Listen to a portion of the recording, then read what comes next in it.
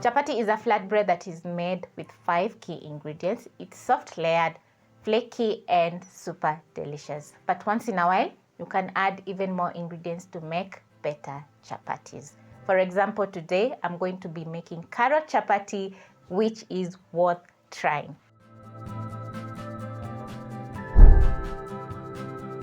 To start off, you're going to peel and wash your carrots and find yourself a grater. I'm going to be using these small holes to grate my carrots.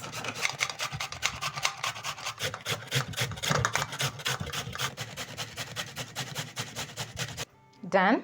So you'll need about 1.5 cups of shredded carrots. Once you grate your carrots, you're going to keep aside. Next, you're going to be adding in the dry ingredients. So I'll start with some sugar and salt. Using a fork, I'm going to mix everything together.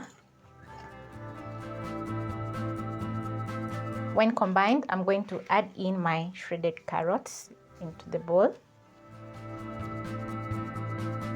Mix with the all-purpose flour until combined.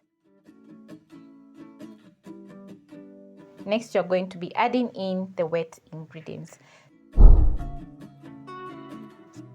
I'm going to add in 2.5 cups of milk gradually as I mix with the rest of the ingredients in the bowl.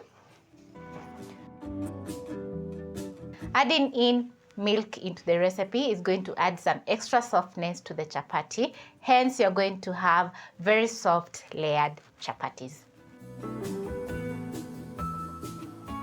Use your hands and go to the bottom of the bowl to make sure all the all-purpose flour is getting combined with the milk. Once a dough is formed, I'm going to add in 2 tablespoons of cooking oil. Adding cooking oil while the dough is still soft is going to make sure the oil is evenly distributed in the dough. So once the oil is fully combined, I'm going to sprinkle in some more all-purpose flour and knead for around 5 minutes until I get a soft dough. Adding both sugar and salt to your carrot chapati is going to make very awesome and delicious chapati. So don't skip on the sugar. I find that adding only salt makes very salty chapati, which are not balanced. I don't know if I make sense. So just try out adding in a little bit of sugar to the salt, and trust me, you'll be amazed by the outcome.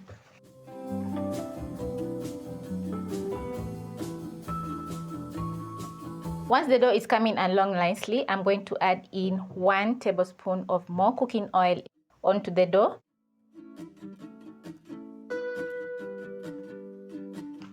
You can see the dough is not sticky at all.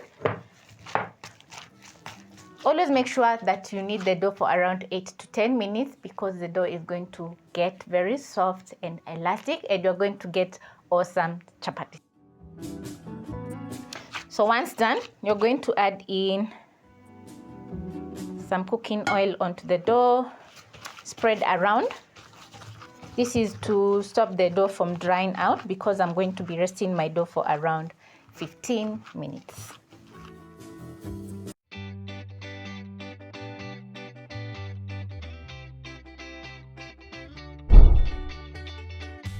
After 15 minutes, my dough is ready for the next step. So I'm going to sprinkle in some all-purpose flour to my countertop and transfer.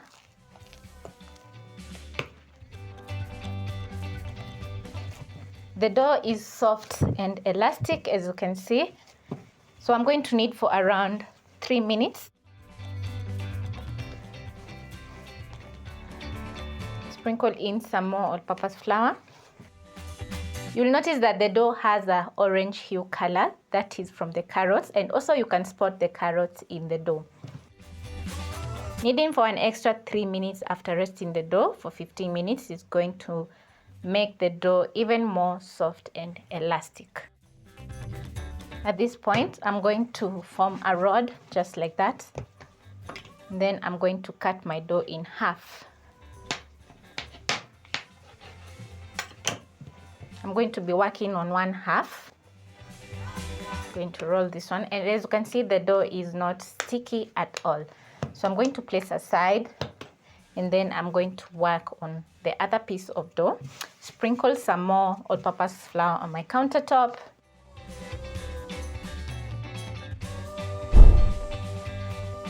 The first step of making chapati is rolling out the dough, and it's very crucial because the outcome is going to depend on how you rolled out the dough.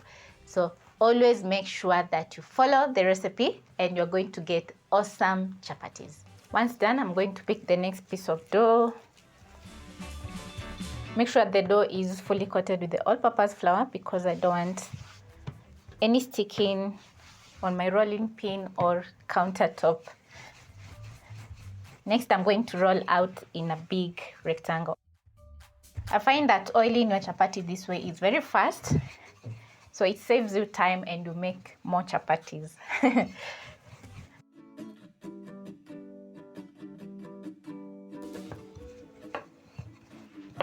Once done, I'm going to add in a tablespoon of cooking oil. Spread the cooking oil on the dough using the palm of your hands. Make sure to go to the edges of the dough. This is how we make layers. You're going to pick a knife or a pizza cutter and cut your dough into strips.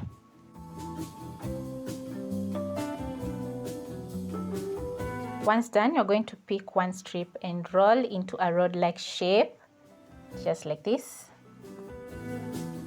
Then you're going to tuck in the bottom side, and then you're going to have yourself some even pieces of dough.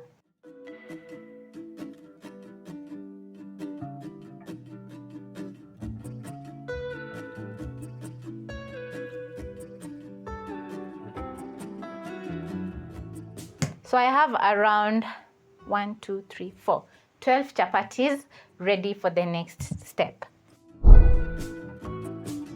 You're going to pick your piece of dough,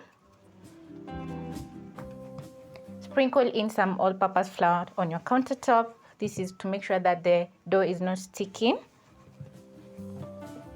Then using the palm of your hands, you're going to flatten the dough a little bit and roll out using your rolling pin. As you start to roll out the dough, you're also going to place a pan over medium heat. That is a chapati pan. If you don't have a chapati pan, you can use a non-stick pan also.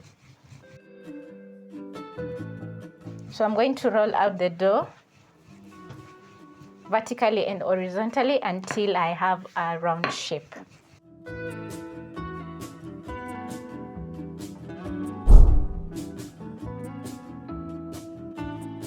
After placing your chapati, you're going to cook for a minute.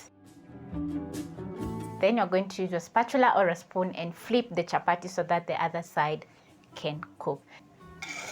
Once ready, I'm going to transfer to a plate and place the next.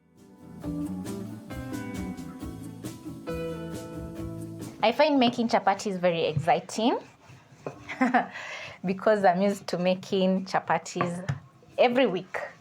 So I usually roll the dough very fast. Check on my chapati, and as you can see, the chapati has very big air bubbles in the inside. That means that I kneaded the dough perfectly, and also the dough is cooking on the inside. So I'm going to flip so that the other side can cook. And finish up rolling the next piece of dough.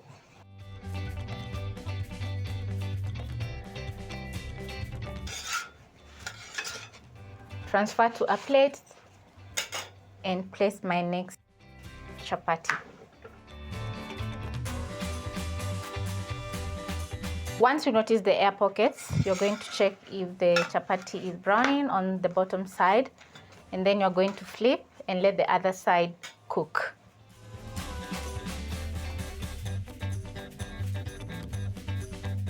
And it's been around 15 minutes because there are 12 chapatis. When you are rolling out the dough and you notice that the dough is tearing as you roll out using your rolling pin, it means that the dough is very soft. That's why it's tearing. I'm going to check on my chapati and flip. Let the other side cook. This is my last piece of dough. It's not yet a chapati. So I'm going to sprinkle in some extra all-purpose flour on my countertop and roll out. Rolling out can be a little bit tricky, but trust me, when you make chapatis every single week or every day, you know how to roll out chapati. Making vertical and horizontal movements while rolling out the dough is going to give you a round shape.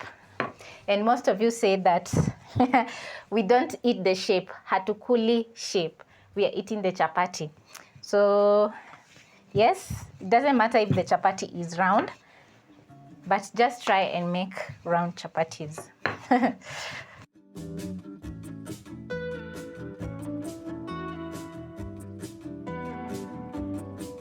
This is how my chapatis are looking after the first step. They are very soft and I love the orange color on my chapatis. You can also spot the carrot.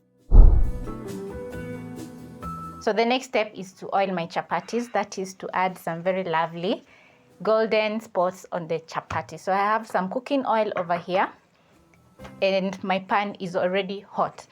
So I'm going to be making chapati, oiling my chapati in fours. So I'm going to place 4 chapati.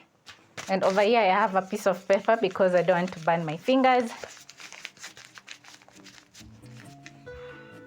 This step is usually very fast, so you have to be on your toes. So you're going to scoop out some cooking oil and add in the pan.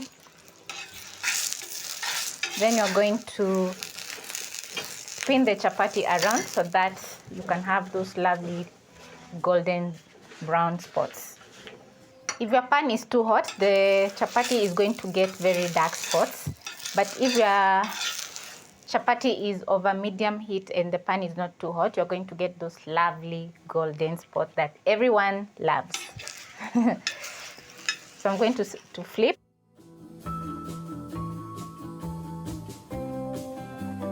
I always prefer cooking my chapatis in batches because it saves time and it's super fast. So I finish in no time.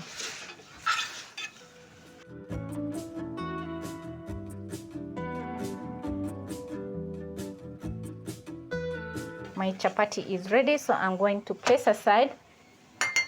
And using a kitchen towel, I'm going to cover so that the chapatis don't dry out.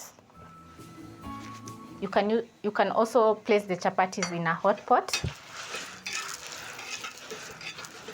But because I'm showing you how to make chapatis and you need to see how the chapatis look, I'm just using a plate, so I'm going to use a kitchen towel to cover.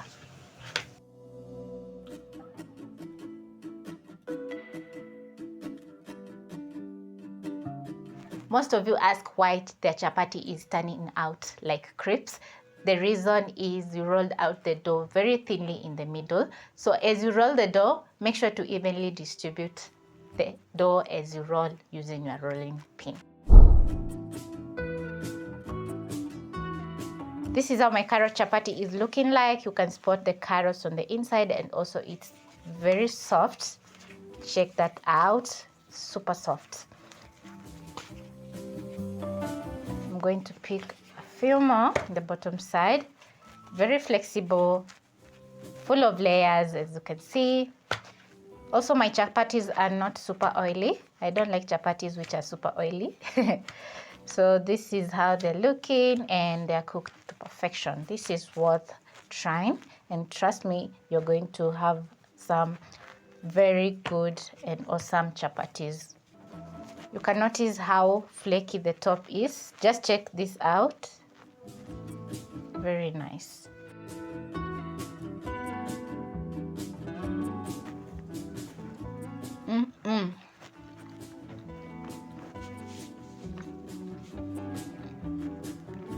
The chapati is so good. The salt and sugar are well balanced. And also I love the texture of my chapati. So these carrot chapatis are the best, and once you make the chapatis, they are going to be unbelievably delicious. You can serve the chapati over some proteins, that is beef stew, chicken stew, mutton stew. And also you can have for your tea, maybe your 4 o'clock tea or breakfast. So thank you so much for watching, and I hope you'll be trying out this very easy chapati recipe.